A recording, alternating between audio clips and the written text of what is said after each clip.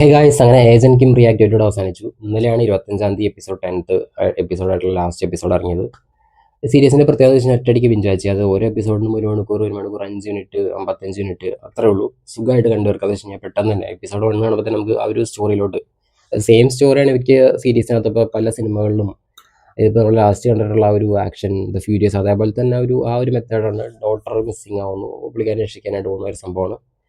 അത് ഇത് ഓൾറെഡി നമ്മൾ കണക്റ്റഡ് ആണ്. കാരണം ഏജന്റ് കിമ്മിൻ്റെ ഒരു സ്റ്റോറിയും ഇതിൻ്റെ ഒരു സിംഗിൾ ലൈനിൽ എഴുതിയിട്ടുണ്ടോ, പക്ഷേ an ordinary man living A normal life, ആ ഒരു സംഭവം കാണുമ്പോൾ തന്നെ നമ്മൾ അത് ജസ്റ്റ് വായിച്ചാൽ തന്നെ നമുക്ക് ഈ ഒരു സ്റ്റോറിയിലോട്ട് എൻഗേജഡ് ആവാൻ പറ്റും.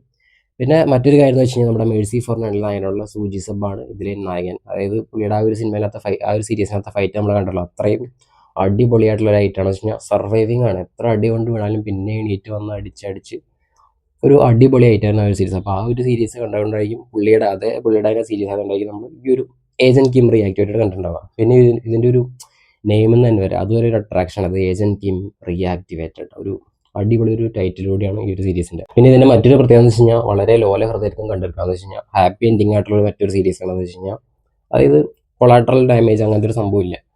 അപ്പോൾ അതുകൊണ്ട് തന്നെ ഈ സീരീസ് കണ്ട് ഒരു ട്രോമയിലോട്ട് പോകും അങ്ങനത്തെ ഒരു സിറ്റുവേഷൻ ഇല്ല. അതായത് ഹാപ്പി എൻഡിങ് ആണ്. അതൊരു പ്ലസ് പോയിന്റ് ആണ്. But at the same time ഇതേ ഒരു സ്റ്റോറി പിന്നെയും മുൻപോട്ട് പോയി കഴിഞ്ഞാൽ ഒരിക്കലും വർക്കൗട്ട് ആവില്ല. പക്ഷേ ഇറ്റ് വാസ് ഗുഡ്. പിന്നെ വേറൊരു കാര്യം എടുത്ത് പറയേണ്ടത്, ഇവന്തോ ഞാൻ ഈ സീരീസ് ഫുള്ളി എൻജോയ് ചെയ്തിട്ട് ഒട്ടും പല ചെറിയ സ്ക്രിപ്റ്റിനകത്ത് വീക്ക്നെസ്സും പല കാര്യങ്ങളുണ്ട്. പക്ഷെ എന്നാലും അതൊന്നും ഒട്ടും ഈ ഒരു സീരീസിൻ്റെ ഒരു എൻജോയ്മെൻറ്റിന്, ആ ഒരു വാച്ച് ചെയ്യാനുള്ള നമ്മുടെ ഒരു ഇൻട്രസ്റ്റിന് ഒരിക്കലും ബാധിക്കില്ല. ആസ്വാദനത്തെ ഒരിക്കലും ഇതിൻ്റെ ചില പോരായ്മകളൊന്നും ബാധിക്കുന്നില്ല. കാരണം കുറേ 2-3 റീസൺ ഞാൻ പറയാം. പിന്നെ ഇതിൻ്റെ ഫൈറ്റിലോട്ട് വരുമ്പോൾ ഫൈറ്റിൽ കുറേ പ്രശ്നങ്ങളുണ്ട് ശരിക്കും പറഞ്ഞു കഴിഞ്ഞാൽ.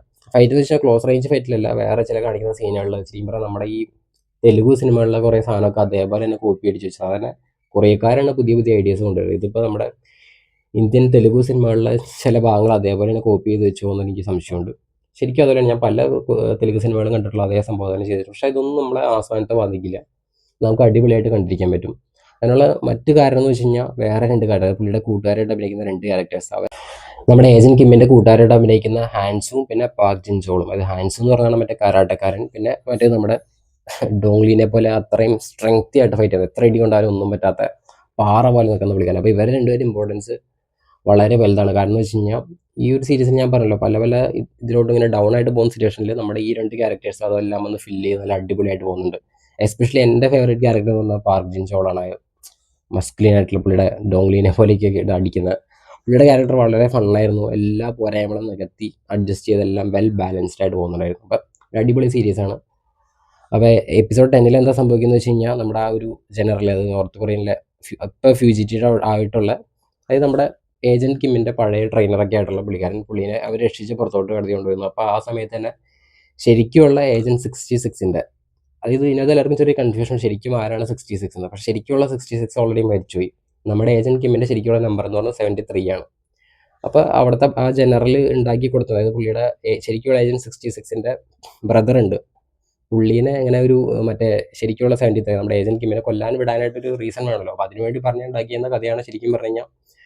അവൻ്റെ ബ്രദറായിട്ടുള്ള 66 ആണ് ശരിക്കും ദ ബെസ്റ്റ് ഫൈറ്റർ ആയിട്ടുള്ളത്. അപ്പോൾ പുള്ളീനെ കൊന്ന് പുള്ളിയുടെ ഐഡന്റിറ്റി സ്റ്റീൽ ചെയ്തു അങ്ങനെയാണ് പറയുന്നത്. അപ്പോൾ ശരിക്കും നമ്മുടെ ഏജന്റ് കിമ്മിൻ്റെ നമ്പർ എന്ന് പറയുന്നത് 73 ആണ്. ആൻഡ് മരിച്ചുപോയ അവൻ്റെ നമ്പറാണ് ശരിക്കും പറഞ്ഞാൽ 66 എന്നുള്ളത്. And agent Kim was the best fighter. പക്ഷേ ആ ജനറൽ പുള്ളിയുടെ ബ്രദറിന് പറഞ്ഞു കൊടുത്ത സ്റ്റോറിയിൽ ശരിക്കും പറഞ്ഞു കഴിഞ്ഞാൽ പുള്ളിയുടെ മരിച്ചുപോയ ബ്രദറാണ് ദ ബെസ്റ്റ് ഫൈറ്റർ. അങ്ങനെയൊക്കെ പറഞ്ഞു കൊടുത്താണല്ലോ ഇവനെ കൊല്ലാനായിട്ട് വരാൻ ഒരു റീസൺ ഉണ്ടാവുള്ളൂ. പിന്നെ ശരിക്കുള്ള 66-ൻ്റെ കഥാപാത്രം ചെയ്യുന്നതെന്ന് പറഞ്ഞാൽ നമ്മുടെ വിൻസെൻസോയിലൊക്കെ വില്ലനായിട്ടുള്ള ആ ഒരു ആക്ടറാണ് ആ ഒരു കഥാപാത്രം ചെയ്യുന്നത്. അപ്പോൾ എപ്പിസോഡ് 5 കണ്ടവർക്ക് അതിൻ്റെ ഒരു ക്ലിയർ ഐഡിയ കിട്ടും. എല്ലാവരും വെയിറ്റ് ശരിക്കും പറഞ്ഞാൽ 66 എന്ന് പറയുന്നത് നമ്മുടെ ഏജന്റ് കിം ആണെന്നാണ്. പക്ഷേ ശരിക്കും ആ ഒരു എപ്പിസോഡ് 5-നകത്ത് എല്ലാം ഡീറ്റെയിൽ ആയിട്ട് പറയുന്നുണ്ട്. അപ്പോൾ അത് ഈ മരിച്ചുപോയ 66-ൻ്റെ ബ്രദറായിട്ടുള്ള ഫൈറ്റ് ഉണ്ട് ആ ഒരു സീനകത്ത് കൃത്യമായിട്ട് കാണിക്കുന്നുണ്ട്. അപ്പോൾ പിന്നെയും എപ്പിസോഡ് 10-ലോട്ട് വരുമ്പോൾ ഇവർ തമ്മിൽ പിന്നെ ഒരു കൺഫ്രണ്ടേഷൻ വരും. പുള്ളിക്ക് എന്താ വേണ്ടതെന്ന് വെച്ച് കഴിഞ്ഞാൽ മറ്റേ ആ ജനറലിനെ കൊല്ലണം. കാരണം പുള്ളിയുടെ അടുത്ത് ഫേക്ക് സ്റ്റോറിയൊക്കെ പറഞ്ഞ് ഇവനെ കൊല്ലാൻ വിട്ടിട്ടാണ്, അങ്ങനെയാണ് പറയുന്നത്. പക്ഷേ ശരിക്കും എന്താ സംഭവിച്ചതെന്ന് വെച്ച് കഴിഞ്ഞാൽ ഇവരെ 2 66-നെ 73-നെ ഒരു സെൽഫ് ബോംബായിട്ട്, അതായത് ഇവരുടെ രാജ്യത്തിന് വേണ്ടിയിട്ടുള്ള പർപ്പസ് നടത്താനായിട്ടുള്ള ഒരു സ്വയം പോയി മിഷൻ നടത്തി അവിടെ പോയി ചാവാൻ അങ്ങനെയാണ് വിട്ടിരുന്നത്.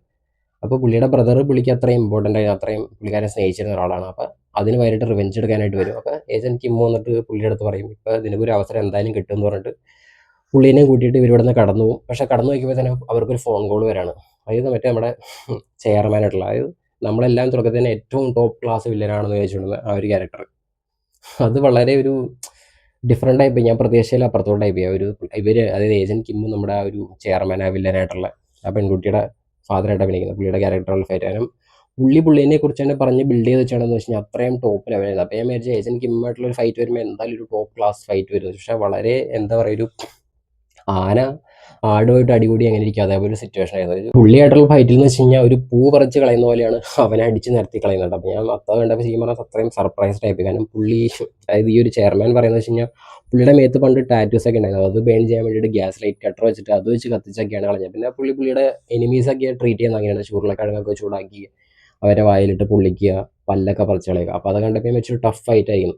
പക്ഷേ ആ ഒരു സീൻ എന്ന് വെച്ചാൽ വളരെ ജസ്റ്റിഫയബിൾ ആണ്. കാരണം ഏജന്റ് കിം എന്ന് വെച്ച് കഴിഞ്ഞാൽ ഒരു ആവറേജ് ഒരു പേഴ്സൺ അല്ല. ഇത് നോർത്ത് കൊറിയ പോലുള്ള ഒരു സ്ഥലത്ത് അത്രയും വർഷങ്ങളോളം ട്രെയിൻ ചെയ്ത്, അതായത് അവരിൽ ട്രെയിൻ ചെയ്ത് വരുന്ന, അതിനകത്ത് ഓരോ ട്രെയിനിങ്ങിനകത്ത് തോക്കുന്ന ബാക്കി എല്ലാവരും വെടിവെച്ച് കൊന്ന് തീർക്കുക, അതാണ് അവരുടെ പരിപാടി. അപ്പോൾ അവരെന്തായാലും ഓഫ് കോഴ്സ് 73-യും 66-യും the best of the best ആയിരിക്കും. അപ്പോൾ ഇവർ തമ്മിലുള്ള ഫൈറ്റിന് ശരിക്കും പറഞ്ഞാൽ ഒട്ടും ഈവൻലി മാച്ച്ഡ് അല്ല. കാരണം agent Kim is on top. അപ്പോൾ ആ ഒരു സീൻ ജസ്റ്റിഫയബിൾ ആണ്. ഞാൻ പറയണമെങ്കിൽ വെച്ച് കഴിഞ്ഞാൽ ഞാനത് ശരിക്കും എൻജോയ് ചെയ്തത്. കാരണം വെച്ച് കഴിഞ്ഞാൽ ഇതേപോലെയുള്ള സൈക്കോൾക്കൊക്കെ ഇങ്ങനെ തന്നെ കിട്ടണമെന്നാണ് എല്ലാവരും ആഗ്രഹിക്കുന്നത്. അപ്പോൾ പുള്ളിക്ക് മനസ്സിലായി ഓൾറെഡി എന്ന് വെച്ച് കഴിഞ്ഞാൽ ഏജന്റ് കിമ്മിനെ ഒരിക്കലും ഫൈറ്റ് ചെയ്ത് തോൽപ്പിക്കാൻ പറ്റില്ല. ഏജന്റ് കിമ്മിനെ മാത്രമല്ല, പുള്ളിയുടെ 2 കൂട്ടുകാരെ അവരൊരിക്കലും ഫൈറ്റ് ചെയ്ത് ആർക്കും തോൽപ്പിക്കാൻ പറ്റില്ല. അപ്പോൾ പുള്ളി എന്താ ചെയ്യുന്നത് വെച്ച് കഴിഞ്ഞാൽ ഫോൺ വിളിച്ചിട്ട് ഇവരുടെ ഡോട്ടേഴ്സിനെയും, അതായത് എപ്പിസോഡ് 9 അവസാനത്തിൽ കാണിക്കുന്നുള്ളൂ, അതായത് മറ്റവൻ്റെ മോനെയും തട്ടിക്കൊണ്ടുപോയിട്ടുണ്ട്. എന്നിട്ട് പുള്ളി എന്താ ചെയ്യുന്നത് വെച്ച് കഴിഞ്ഞാൽ അത് ഇവരെ 3 പേരെയും പരസ്പരമായിട്ട് ഫൈറ്റ് ചെയ്യും. കാരണം ഇവരെ 3 പേരെ ഫൈറ്റ് ചെയ്യാനായിട്ട് മറ്റവന്മാരെ കൊണ്ടോ പുള്ളിയുടെ വിങ്മാനെ കൊണ്ടോ ആരെ കൊണ്ടും പറ്റില്ല. അപ്പോൾ അവർ തന്നെ പരസ്പരം അടിച്ചാവട്ടെ എന്നിട്ട് ഫൈറ്റ് ചെയ്യും. ഇവർ മര്യാദയ്ക്ക് ഫൈറ്റ് ചെയ്തില്ലെങ്കിൽ ഇവരുടെ മക്കളെ കൊല്ലുമെന്ന് പറയും. ഇങ്ങനെ അറ്റ് ഗൺ പോയിന്റിലാണ് അങ്ങനെ ഫൈറ്റ് കിടക്കും. പെട്ടെന്ന് ഒരു മൂവ്മെൻറ്റ്, ഒരു ചവിട്ടിനകത്ത്, അതായത് ഇവരിടിച്ച് നമ്മൾ ഇടി കൂടാണ്ട് നമുക്കൊരു ഇമോഷണലായി പോകാൻ ഏജന്റ് കിമ്മിനെ മറ്റവർ 2 പേരും കൂടി എടുത്ത് അലക്കി വിടും. അപ്പോൾ നമുക്കൊരു ഇമോഷണലൊക്കെ ആവും. പക്ഷേ ഞാൻ പറഞ്ഞല്ലോ, ഒരു ഹാപ്പി എൻഡിങ് സീരീസാണ്. കാരണം no trauma, no hard feelings, അപ്പോൾ പ്രശ്നമൊന്നുമില്ല. അപ്പോൾ അങ്ങനെ പെട്ടെന്ന് ഈ ഒരു റിങ്ങിനകത്താണ് ഫൈറ്റ് ഇടുന്നത്. അടിച്ച് പൊളിച്ച് കളഞ്ഞ് നേരെ അവൻ്റെ മേത്തേക്ക് ഇടും. അതായത് ഈ ഒരു ചെയർമാൻ പുള്ളിക്കാരൻ്റെ മേത്തോട്ട് എടുത്ത് അടിച്ച് ഇടും. എന്നിട്ട് മറ്റവൻ നേരെ കരാട്ടക്കാരനുള്ള ചാടിപ്പോയി ആ ഗൺ പോയിന്റ് വെക്കുന്ന അവൻ്റെ വിങ്ങാനെ പിടിച്ച് ചവിട്ടിക്കളയും. പിന്നെ അവൻ്റെ മുഖത്തൊരു ഷോക്കിങ് ആണ്. കാരണം ഒരു എപ്പിസോഡിനകത്ത് നമ്മുടെ ഇവനായിട്ട് ഫൈറ്റിനകത്ത് പുള്ളിക്കാരൻ പേടിച്ചു പോകുന്നൊരു സീനുണ്ട്. വെച്ച് കഴിഞ്ഞാൽ who are these middle aged man with glasses എന്ന് ചോദിക്കുന്നത്. അതായത് ഏതാണ് ഈ ഒരു മിഡിൽ ഏജിൽ ജീവിക്കുന്ന ഇത്രയും ഫൈറ്റ് ചെയ്യാൻ കപ്പാസിറ്റി ഉള്ള പുള്ളിക്കാരനെ. പുള്ളി ഇങ്ങനെ ചാടി കരാട്ടക്കാരനെ ചാടി പോകും, പുള്ളി അവർ ഞെട്ടിപ്പോകും. അങ്ങനെ പിന്നെയും ഇവൻ നാണം കിട്ടും. അതായത് 1 2 മൂന്നാമത്തെ അറ്റംപ്റ്റിൽ ഈ ചെയർമാൻ നാണം കിട്ടും. ഇത്രയും വലിയ ടോപ്പ് ക്ലാസ് വില്ലനായിട്ടുള്ള കാരൻ നാണം കിട്ടും. അങ്ങനെ ആ ഒരു സീൻ അവസാനിച്ചു, അവരെല്ലാം രക്ഷിച്ചു.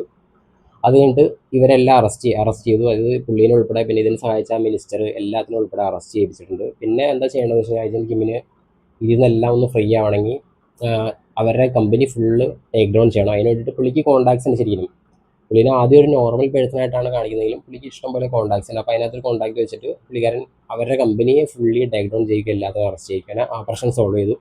ഇനി എന്താണ് സംഭവിക്കുന്നത് വെച്ച് കഴിഞ്ഞാൽ അവർ ന്യൂ ഐഡൻറ്റിറ്റിയിൽ ജീവിക്കാമാണ്.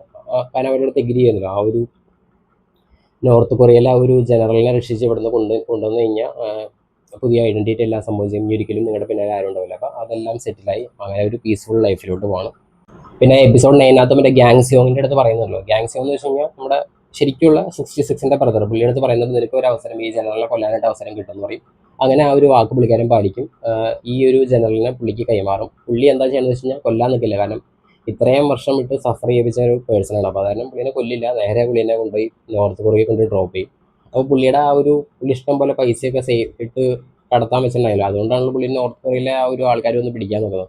ആ പൈസയെല്ലാം അപ്പോൾ നമ്മുടെ ഏജന്റ് കിമ്മിൻ്റെ ഉണ്ട്. അപ്പോൾ പുള്ളി ഒരു ഡീൽ ഉണ്ടാക്കിയിട്ടാണ് മറ്റവരുടെ ആ ഒരു കമ്പനി ഫുള്ളി ഉൾപ്പെടെ ടേക്ക് ഡൗൺ ചെയ്യുന്നത്. അപ്പോൾ ആ ഒരു സോൾവ് ചെയ്യാനായിട്ടായിരിക്കും ചിലപ്പോൾ ആ പൈസ ഉപയോഗിച്ചത്. പക്ഷേ എൻഡിങ്ങിനകത്ത് സീരീസ് അവസാനിച്ചിട്ടില്ല, ഇനിയും ഒരു സീസൺ 2 ഉണ്ടാവും എന്നുള്ളതിനോട് ഹിൻ്റൊക്കെ കൊടുത്തിട്ടാണ് നിർത്തുന്നത്. അതായത് പുതിയൊരു എഗ്രിമെൻറ്റ്, പുതിയൊരു ജോബ്. മിക്കവാറും പുള്ളിക്കാരൻ പുള്ളിയുടെ ശരിക്കുള്ള ജോലിയിലോട്ട് തന്നെ ആയിരിക്കും പോകുന്നത്. എന്ന് വെച്ച് കഴിഞ്ഞാൽ ഒരു ഏജൻ്റായിട്ടോ അല്ലെങ്കിൽ ഒരു മെർസനറി അസാസിൻ അങ്ങനെ എന്തെങ്കിലും മിഷൻ കംപ്ലീറ്റ് ചെയ്യണോ, അങ്ങനെ ഒരു പേഴ്സണായിട്ടായിരിക്കും പോകുന്നത്.